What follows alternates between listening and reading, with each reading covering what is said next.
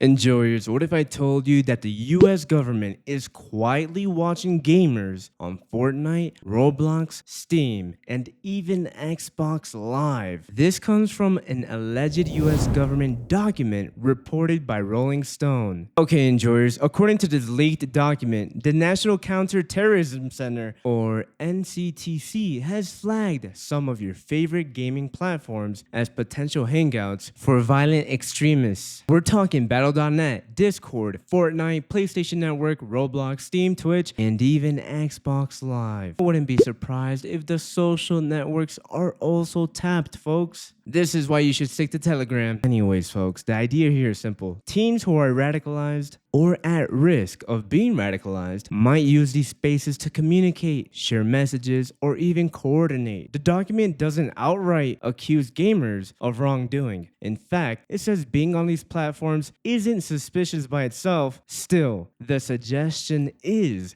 that law enforcement could dig deeper into someone's gaming activity if they already have cause to investigate. Now, enjoyers, let's be real. We all know these platforms are where gamers meet, chat, and build communities. But the fact that the government is framing Fortnite voice chat or Roblox friend list as now possible investigation tools raises serious questions. What counts as suspicious? And how far can this go? This echoes that video games cause violence, hysteria. Remember the headlines blaming games after every major event? Except now, instead of blaming games themselves, authorities seem interested in the spaces we gamers use to spend our time. Critics like Bogus Law argue that this kind of thinking creates a slippery slope. It turns everyday gaming behavior into something like law enforcement might misinterpret. I mean, imagine shooting up a guy in Call of Duty, and you might have to reframe your language because the government might be listening. Can't even bomb up a spawn point in Halo because the government might get the wrong idea. Now, others like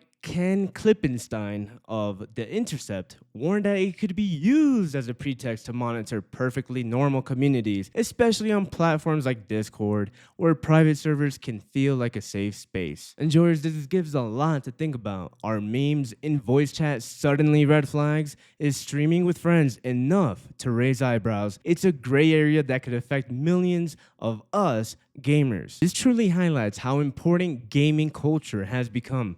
We've built spaces so big and influential that even the government agencies are paying attention. That shows the power of us enjoyers and the communities that we have built. So while the document is unsettling, it also proves that gaming is no longer a side hobby. It's a cultural force, folks. So enjoyers, what do you think? Is this an overreaction, or should we expect more government eyes on our games? Drop your thoughts in the comments below, hit that like button and subscribe. And as usual, this is Hurricane Games signing out.